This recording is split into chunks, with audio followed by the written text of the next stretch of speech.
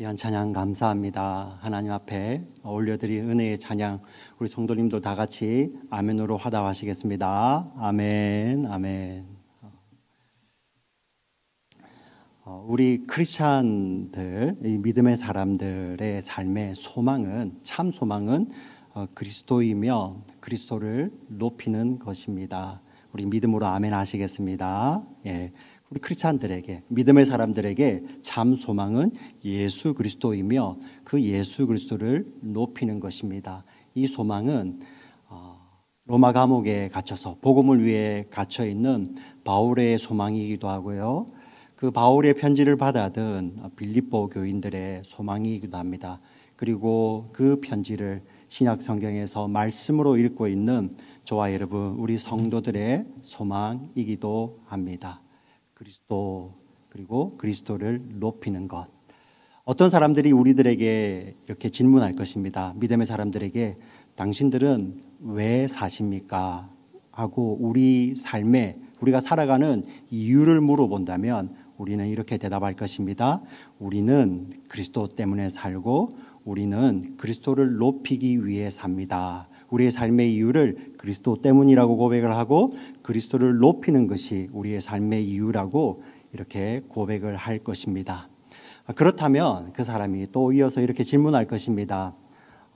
그리스도를 높이며 산다는 것은 어떻게 사는 것입니까? 라고 질문을 할 때 우리는 어떻게 대답을 할 수 있을까요?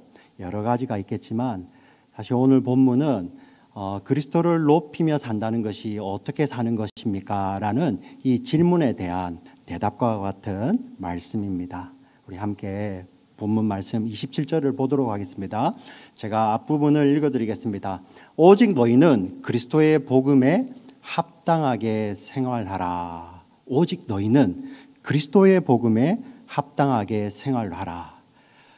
그리스도를 높이며 산다는 것이 어떤 삶입니까? 라는 질문에 대한 대답이죠. 그리스도의 복음에 합당하게 생활하는 것입니다. 먼저 복음에 합당하게 생활한다는 것이 도대체 어떤 의미일까요? 이 복음이라는 것은 기쁜 소식을 이야기합니다. 우리 예수님을 믿는 사람들은 복음이라고 이야기를 하는데요, 세상 사람들도 다 복음이 있어요. 다 기쁜 소식이 있잖아요. 듣기 좋아하는 소식들이 있지 않습니까? 누구나에게는 다 있는 것입니다. 요즘 한국 뉴스를 보시고 한국 신문을 보시게 되면은 종종 등장하는, 요즘 자주 나오는 것 같아요. 이런 말이 있습니다. 요즘 한국 사람들이 이렇게 말을 줄여서 하는 것을 되게 좋아하시더라고요. 근데 그 줄여서 하는 게 이제는 사전에도 올라간다더라고요. 예. 그래서 이제 예전에 웃기고 슬프다를 요즘 뭐라고 합니까? 우프다 하죠, 그죠? 근데 이제 앞으로 사전에 올라간대요. 아마 밖에 있는 사전에는 올라가 있을 것입니다. 이렇게 줄여서 말하는 걸 좋아하는데 요즘 영끌이라는 말을 많이 쓰더라고요. 저는 도대체 저게 무슨 말인가 하고 봤는데 영혼까지 끌어모으다라는 말이라는 거예요. 영혼까지. 이게 도대체 뭘까? 영혼을 어떻게 끌어모으지? 자기에게 있는 모든 것, 예, 자기가 가용할 수 있는 모든 것, 예, 그 짜투리돌이든 어떤 것이든 모든 것을 다 끌어모은다는 것을 영끌이라고 이야기를 하는데, 그게 어떤 뉴스에 많이 나오냐면은 요즘 20대, 30대들이 영끌하여서 집을 사고 주식을 산다는 겁니다. 저는 그 소식을 들으면서 여러 가지 생각들이 들더라고요. 저러다가 뒷감당은 어떻게 하려고? 뒷감당은 이 주식이라는 거, 그리고 집이라는 거, 부동산이라는 것은 오를 때가 있고 내릴 때가 있고 하는 건데, 저러다가 빚까지 끌어모아 저렇게 어떻게 하려고 하는 그런 걱정이 들기도 하는데요. 또 한편으로는 정말 이렇게까지 안 하면 우리가 살 수 없다고 하며 이게 마지막이다, 우리의 마지막 희망이다라고 거기에 영끌해버리는 20, 30대를 바라보며 정말 슬프더라고요. 예, 슬프더라고요. 그래서 이러한 현상은 우리가 어떤 하나의 관점만을 가지고 판단하고 정죄하고 할 수 있는 것이 아닌 거죠. 어떻게 보면 우리가 20, 30대들, 우리 교회가 품고 공감하며 그들과 공감하며 기도가 필요한 시기 같습니다. 이렇게 영끌해서 우리 집을 사고 부동산을 사고 우리 주식을 산 사람들에게 복음이 있어요. 어떤 소식일까요? 기쁜 소식은 자기가 샀던 집값이 올라가는 것이고 자기가 샀던 주식값이 올라가는 것이겠죠. 그죠? 그게 그들에게는 복음일 것입니다. 그리고 그 복음을 위해서 그들은 합당한 생활을 해요. 어떤 생활을 합니까? 그를 위해서 많은 정보를 서치를 하고 자신들이 할 수 있는 최대한의 노력을 기울입니다. 예. 왜 그렇습니까? 자기의 모든 것을 다 드렸고요. 그것을 거기에서 오는 그 기쁜 소식을 듣기 위해서 자신이 할 수 있는 모든 것을 다 하겠죠. 그게 아마 바로 복음에 합당한 삶일 것입니다. 세상이 말하는 이런 복음 그리고 그에 합당한 삶이겠죠. 근데 오늘 우리에게 주신 이 성경 말씀 가운데서는 이렇게 이야기를 합니다. 오직 그리스도의 복음에 합당하게 생활하십시오. 합당하게 생활하라. 이렇게 명령을 합니다. 자, 너희는 그리스도의 복음입니다. 세상 사람들이 듣기 좋아하는 그러한 기쁜 소식이 아니라 성경은 분명히 이야기하고 있죠. 복음 중에 복음, 그리스도의 복음입니다. 이 그리스도의 복음이 무엇입니까? 우리 고린도전서 15장에 보면 하나님의 아들이 성경대로 십자가에서 죽으시고 사흘 만에 성경대로 부활하신 그 소식을 복음이라고 합니다. 왜 우리들에게, 예수를 믿는 우리들에게, 이 믿음의 사람들에게 이 소식이 복음이 됩니까? 기쁜 소식이 됩니까? 왜냐하면 우리는 이 일에 한 일이 아무것도 없습니다. 어떤 의미냐면은 우리가 죽었을 때, 성경 로마서는 우리가 아직 죄인 되었을 때 그리스도께서 우리를 위해서 죽으셨다고 말씀을 하십니다. 그래서 그것이 복음입니다.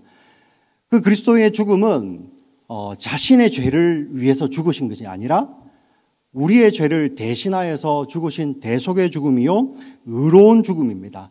그래서 하나님은 그 그리스도를 죽은 자 가운데서 살려내십니다. 그리함으로 말미암아 그리스도는 죄와 사망의 권세를 다 깨뜨리시는 분이시죠. 그래서 이렇게 살아나신 부활의 주님만이, 그리스도만이 영원히 부활 생명을 가지시고 영원히 부활 생명을 누리실 수 있는 유일한 분이세요. 근데 왜 이게 복음이 되냐면은 그 예수님께서, 그 그리스도께서 저와 여러분에게, 예수를 믿는 자들에게 이 부활 생명을 값없이, 아낌없이, 거저 다 주시는 것입니다. 아멘. 이 부활 생명이 왜 좋냐면 이 영원한 부활 생명으로 말미암아 우리는 그 하나님과 영원을 함께 보낼 수 있는 것입니다. 우리가 영원히 하나님을 아버지라고 부르고요.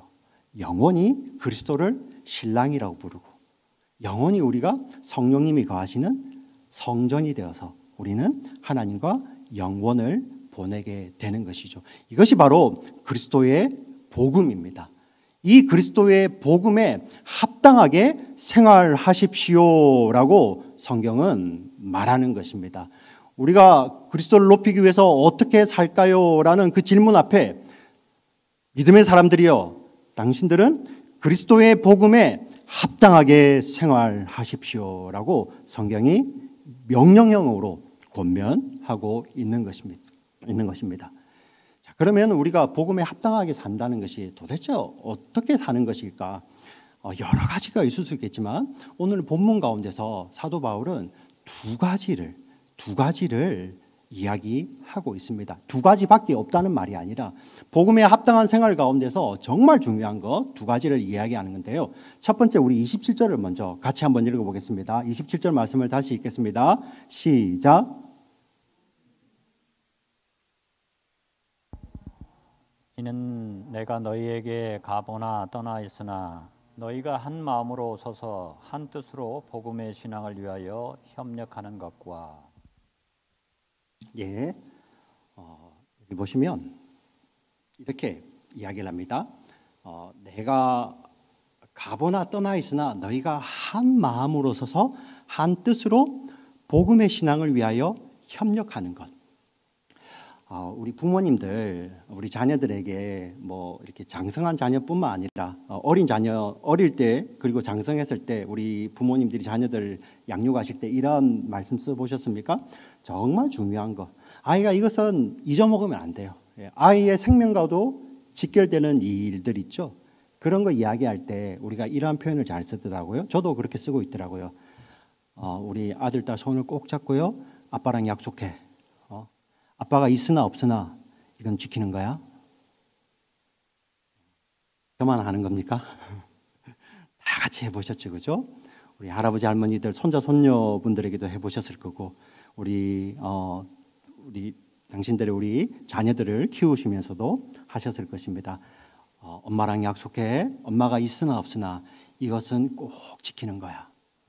알았지? 내가 있으나 없으나 이것은 꼭 지켜야 돼. 그만큼 중요한 거죠. 바울이 지금 그런 표현을 합니다. 내가 지금 너희와 함께 있으나 떠나 있으나 이거는 지켜야 된다. 어떤 것입니까? 한 마음으로 서서 한 뜻으로 복음의 신앙을 위하여 협력하는 것. 한 마음으로 서서 한 뜻으로 복음의 신앙을 위해 협력하는 것.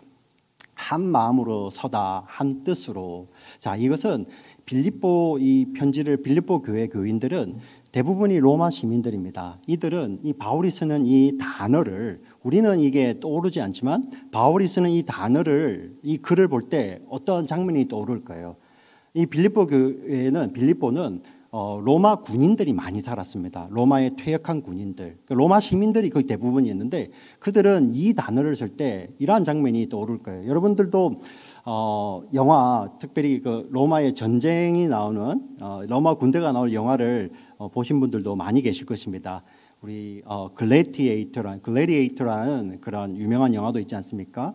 그때 보면 장군이 그 로마 군대에게 명령을 내립니다. 예. 방어를 할 때 어떤 명령을, 여기에 나오는 한 자리에 한 마음으로 서라고 명령을 딱 내리게 되면은 그 군인들이 정말 일렬로 쫙 서서요. 예. 그리고 그 방패를 이렇게 연이어 쫙 붙여 서 있죠, 그죠? 그게 겹겹이 있습니다. 예.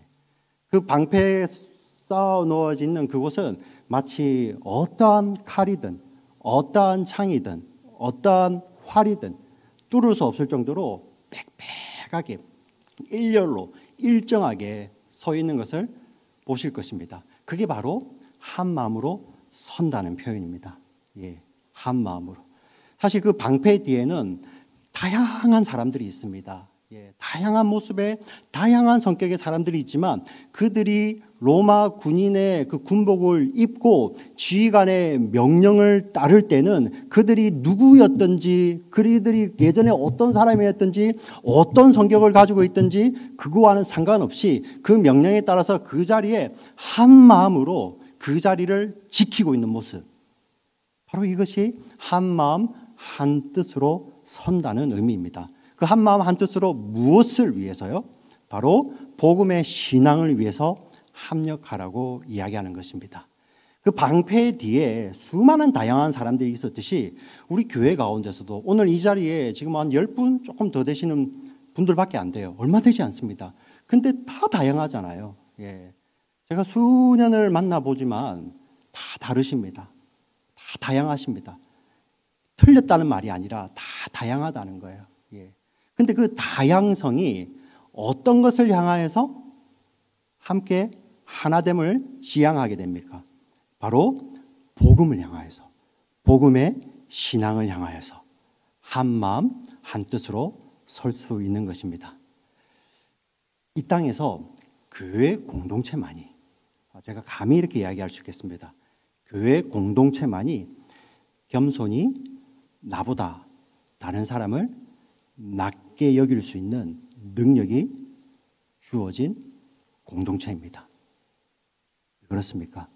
그 다양한 사람들도 그 생각이 있지만은 예수 그리스도의 복음을 위해 우리가 그리스도를 생각하면은 그 복음 앞에 우리가 합력하게 되는 것이죠.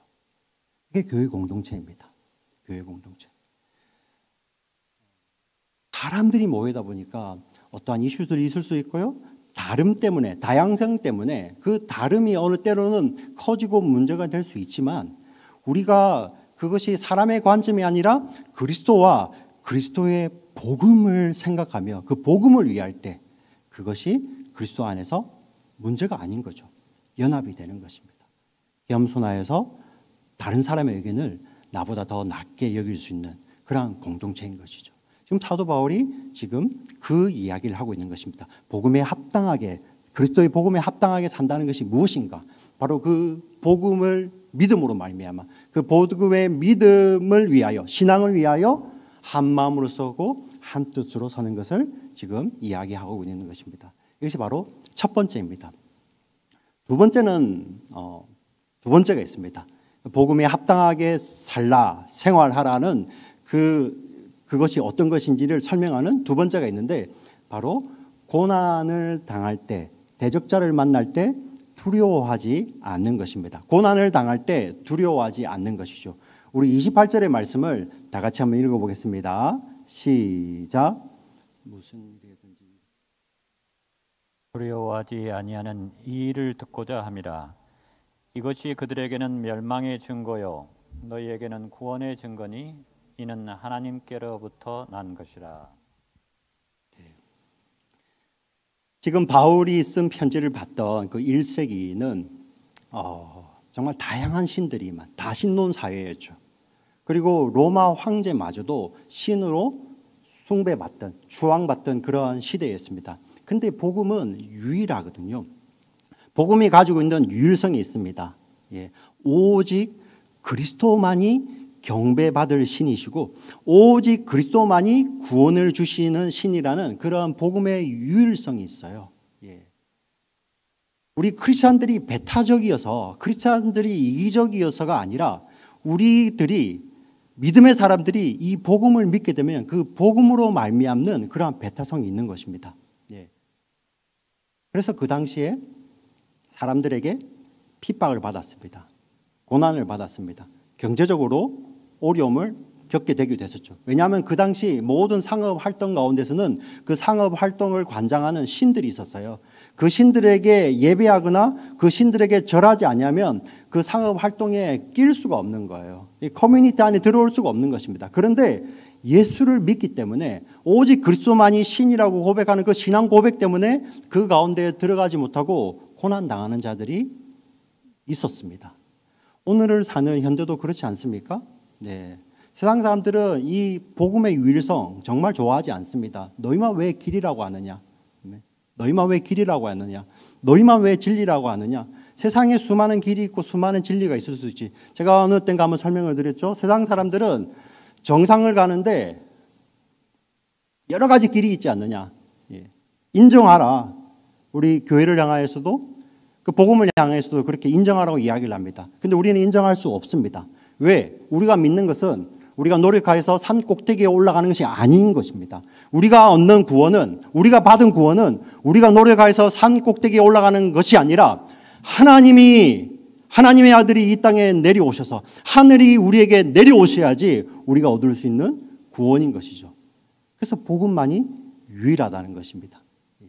이 복음을 믿고 이 복음을 증거하고 이 복음을 살아내면 그 삶 가운데 때로는 고난이 있다는 거예요. 아닙니다. 반드시 고난이 있다는 것입니다. 반드시요. 그런데 이때 성경은 뭐라고 이야기를 합니까? 오늘 28절 염려하지 말라고 합니다. 왜 그러냐?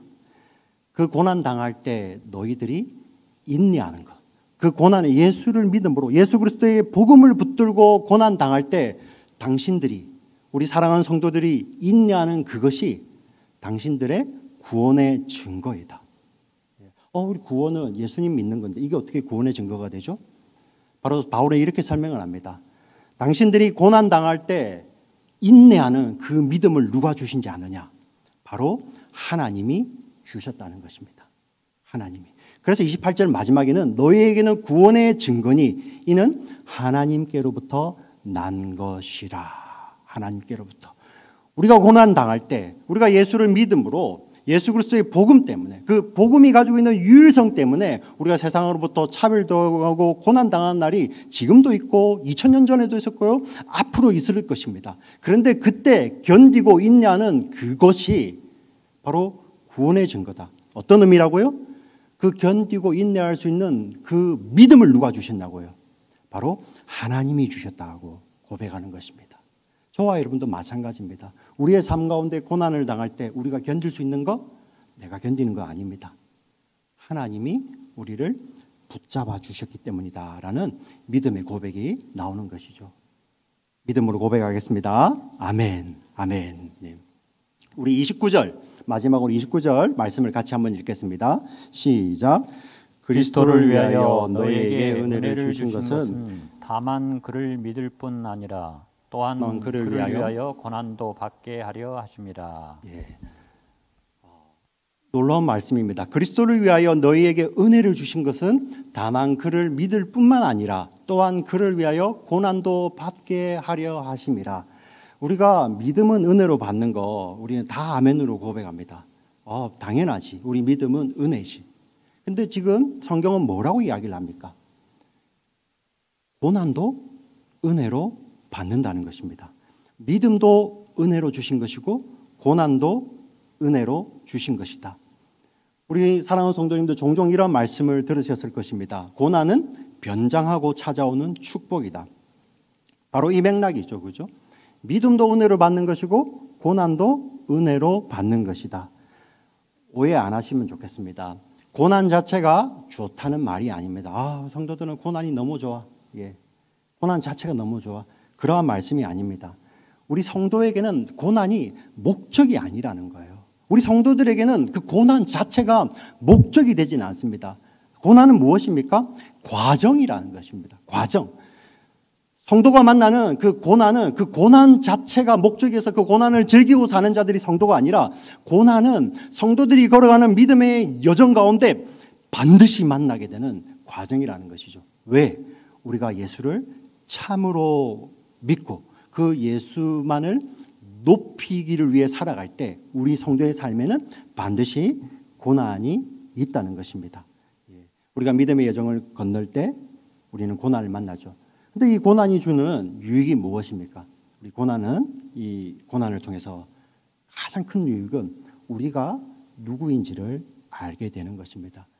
저와 여러분이 고난을 만나보면 내가 누구인지, 우리가 누구인지를 알게 되는 것입니다. 교회 공동체가 고난을 겪어보면 교회 공동체의 지금 영적 실력이 어떤지를 알게 되는 것이죠.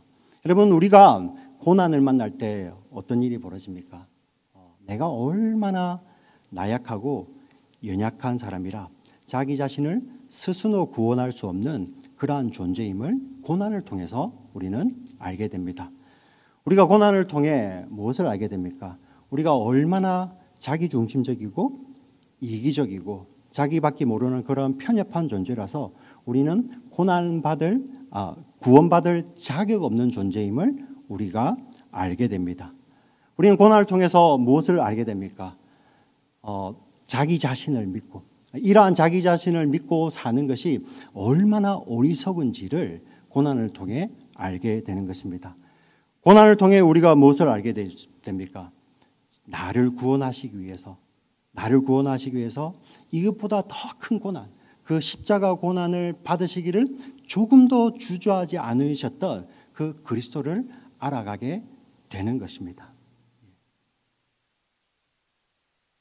이 고난이, 우리 성도가 만나는 고난이 은혜인 것은 바로 이 고난을 통과하며 성도가 내가 누구인지를 알게 되고 내가 누구인지를 바로 알게 될 때 나를 구원하시기 위해서 이렇게 고난 받으신 그 그리스도가 얼마나 귀한지를 우리가 알게 되는 것입니다. 고난을 통과하며 나를 알고 고난을 통과하며 그리스도를 더 알며 그리스도를 더 친밀하게 되는 것이죠. 그래서 어떤 믿음의 사람들은, 많은 믿음의 사람들은 이렇게 고백하지 않습니까? 우리가 고난 없이 어떻게 그리스도를 만날 수 있는가라고 이야기할 수 있는 것도 바로 이 이유입니다. 고난을 통과할 때만이 내가 누구인지를 아는 거예요.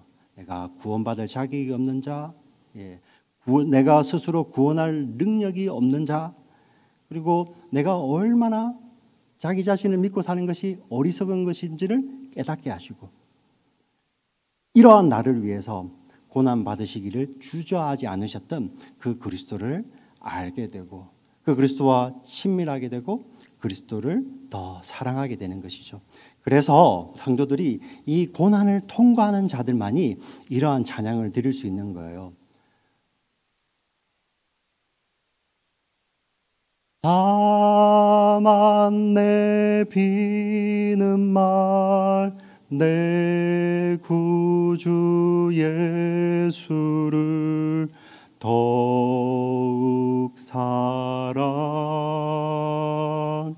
더욱 사랑. 이게 나의 비는 말입니다. 내 구주 예수를 더욱 사랑하는 것. 이 찬양의 고백이 어떻게 내면 가운데서 흘러나올 수 있습니까? 고난을 통과하며 내가 누구인지를 진심으로 깨닫게 되고 이러한 나를 구원하시기 위해서 그 고난 당하시기를 주저하지 않으셨던 그리스도를 알아갈 때 내 평생에 비는 말은 그리스도를 더욱 사랑하는 것입니다 라는 믿음의 고백을 할 수 있는 것입니다. 아멘. 아멘. 세상은 이렇게 이야기를 합니다. 세상의 모든 종교들은 다 이렇게 이야기를 합니다. 당신의 신앙이 커지면, 당신의 지성이 커지면 신이 감동하여서, 신이 감천하여서 그런 고난을 면하게 해주실 것입니다. 이게 세상의 약속이고 세상 종교의 약속입니다. 지성을 들이십시오. 감천하셔서 하늘이 감동하여서 고난을 면하게 하실 것입니다. 그러나 복음은 한 번도 그렇게 이야기하지 않습니다. 복음은 비록 당신이 그 복음 때문에 고난을 받는다 할지라도 그 고난의 한복판에 한가운데 그리스도께서 당신과 함께 하신다는 약속입니다. 내가 사망의 음침한 골짜기로 다닐지라도 해를 두려워하지 않을 것은 주께서 나와 함께 계심이라. 이 시편 23편의 고백이 우리 그리스도인의 고백이죠. 우리가 예수 그리스도를 믿음으로 말미암아 고난의 한복판을 지난다 할지라도 예수 그리스도는 우리와 늘 함께 하시고 떠나지 아니하시고 우리에게 당신을 보여주시며 우리를 더 사랑한다 하시고 우리가 그분을 더 알아가면 더 알아갈수록 주님을 더 사랑한다고 고백할 수 있는 그 한 자리가 바로 우리가 받는 고난의 자리인 것입니다. 사랑하는 성도 여러분, 이것을 믿으십니까? 아멘. 네. 이리하여 믿음의 사람들은 그리스도를 위해 고난받는 것을 두려워하지 않습니다. 왜냐하면 믿음의 사람들에게는 이 고난의 의미가 있기 때문입니다. 고난이 해석되는 힘이 있기 때문입니다. 왜 그렇습니까? 그리스도인들은 고난을 통해서 그리스도를 더 알아가고 그리스도를 더 사랑하게 됩니다. 뿐만 아니라 그리스도인들이 받는 고난을 통하여서 어떤 일이 벌어지는지 아십니까? 세상에는 해석되지 않는 이유를 알 수 없는 수많은 고난들이 있습니다. 그 고난을 겪고 있는 수많은 사람들이 지금도 있거든요. 그런데 그 사람들이요. 지금 이유를 알 수 없는 고난 가운데서도 그리스도를 알기를 소망하며 그리스도를 닮아가며 그리스도를 사랑하는 그 성도의 삶을 보며 그리스도에게로 나오는 거예요. 이게 우리 성도에게 주어진 고난의 사명이라는 것입니다. 사랑하는 성도 여러분, 저와 여러분의 삶의 현장 가운데서 고난이 있지 않습니까? 그 고난의 현장을 바라보는 수많은 사람들이 있습니다. 그 사람들에게 잘 보이기 위해서 믿음을 가지라는 것이 아닙니다. 우리가 그 고난 안에서 그리스도를 붙들고 살 때 세상 사람들 가운데서 하나님의 택하신 자들은 자신이 당하는 그 이유를 알 수 없는 그 고난을 해석이 안 되잖아요. 그러나 내 주변에서 그 그리스도 때문에 그 고난을 견디는 사람을 보고 그들이 누구에게 나온다고요? 바로 그리스도께 나오게 되는 것입니다. 이게 바로 우리 그리스도인들에게 복음을 위해 허락되어진 고난의 진정한 의미입니다. 저와 여러분은, 우리 사랑하는 성도들은 이 의미를 알기 때문에 고난을 만나도 두려워하지 않고 다른 거 생각하지 않고 오직 그리스도만을 더 알기를 원하고 그리스도를 사랑합니다라는 고백으로 그 고난의 자리에 그리스도와 함께 넉넉히 이기는 것입니다. 이것을 믿음으로 고백하며 승리하시는 저와 여러분 되시기를 주의 이름으로 간절히 축원합니다. 아멘. 살아계신 하나님 아버지,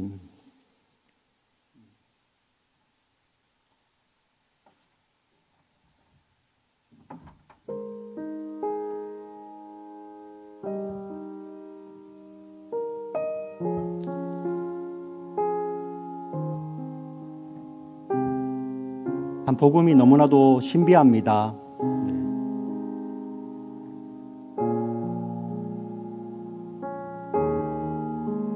참 이기적인 사람이고 참 자기 중심적인 사람이고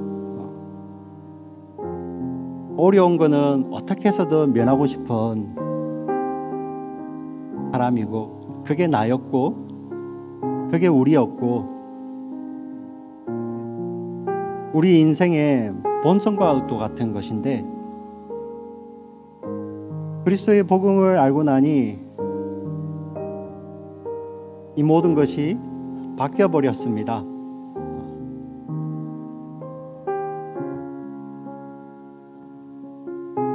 스스로를 구원할 수 없는 연약한 인간임을 깨닫게 되었고 그 이기심 때문에 구원받을 자격이 없는 인간임을 깨닫게 되었고 그러한 자기 자신을 믿고 사는 것이 세상에서 가장 어리석은 것임을 깨닫게 되었습니다. 이것이 그리스도의 복음 때문입니다.